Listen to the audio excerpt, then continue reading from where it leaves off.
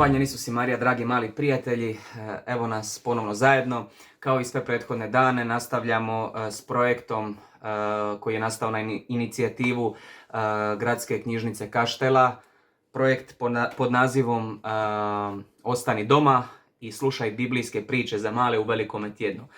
Priče čitam iz Biblije za velike i male koja je izašla u nakladništvu Salezijane. Današnja priča se zove Petrovo zatajenje. Odvedoše zatim Isusa u kuću velikog svećenika Kajfe. Ondje su se okupili svećenički poglavari, pisari i starješine. Petar ga je izdaleka slijedio sve do ulaza u dvorište palače, pa je sjeo pokraj vatre među sluge, prateći sve što se događa. Svećenički su poglavari tražili bilo kakvu izliku da Isusa osude na smrt, pa ispitaše mnoge lažne svjedoke, ali ne pronađoše ni jedan grijeh za koji bi ga mogli osuditi. Isus nije ništa govorio, niti je odgovarao na pitanja svojih optužitelja. Na kraju ustane Kajfa i upita ga: "Jesi li ti Krist, Sin Božiji?" Isus odgovori: "Ja jesam."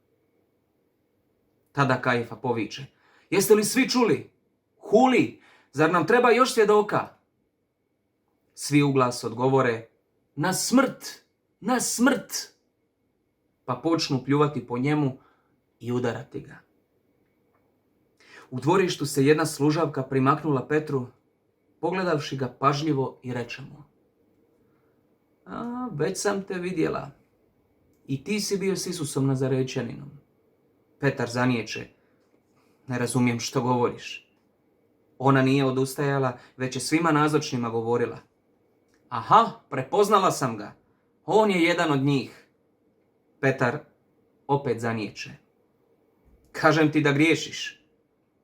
Ali onda se primaknu jedan drugi sluga: "Istina je, i ti si jedan od njih. Govoriš poput njih."